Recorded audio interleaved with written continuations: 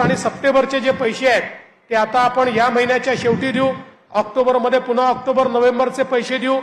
त्यामुळे कुठल्याही परिस्थितीमध्ये काँग्रेसच्या लोकांनी कितीही प्रयत्न केला तरी लाडकी बहीण योजना आम्ही बंद होऊ देणार नाही, हा देखील माझा तुम्हाला शब्द आहे।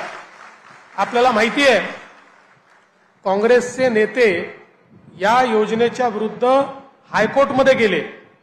हायकोर्टात जाऊन त्यांनी सांगितलं ही योजना म्हणजे पैशाचा अपव्यय आहे। आपण ज्या महिलांकरता योजना सुरू केल्या, मग लाडकी बहीण योजना असेल किंवा लेक लाडकी सारखी योजना असेल की ज्या योजनेमध्ये घरी जर कन्या रत्न तुम्हाला प्राप्त झालं तर ती 18 वर्षाची होतपर्यंत आपण 1 लाख रुपये त्या मुलीला देतो। जन्माला 5,000 रुपये देतो, पहिल्या वर्गात 5,000 रुपये देतो, चौथ्या वर्गात 6,000 रुपये देतो, 7व्या वर्गात 7,000 रुपये दिलो, 11व्या वर्गात 10,000 रुपये देतो। असं करत जवळजवळ 1 लाख रुपये आपण या मुलीकरता देतो। ही लेक लाडकी सारखी योजना आपण केली।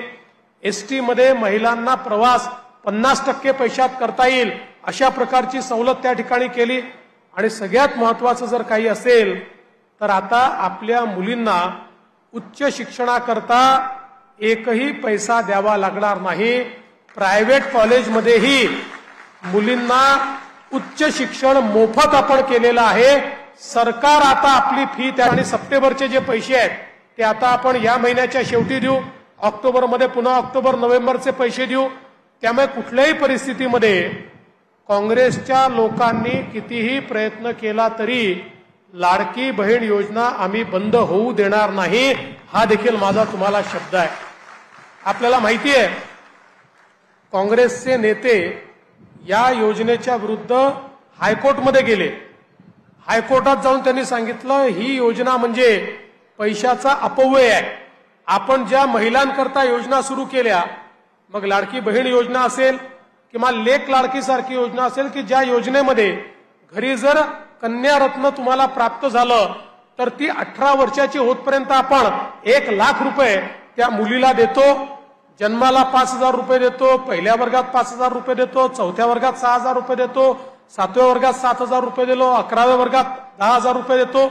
असं करत जवळजवळ 1 लाख रुपये आपण या मुलीकरता देतो। ही लेक लाडकी सारखी योजना आपण केली।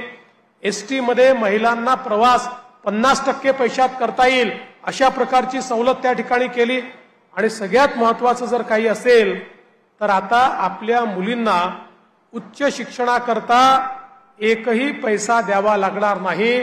प्रायव्हेट कॉलेजमध्येही मुलींना उच्च शिक्षण मोफत आपण केलेलं आहे।